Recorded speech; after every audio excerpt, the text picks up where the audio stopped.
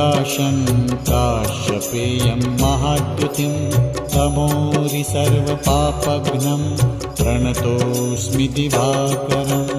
ॐ ह्रां ह्रीं ह्रौं स्वः सूर्याय नमः।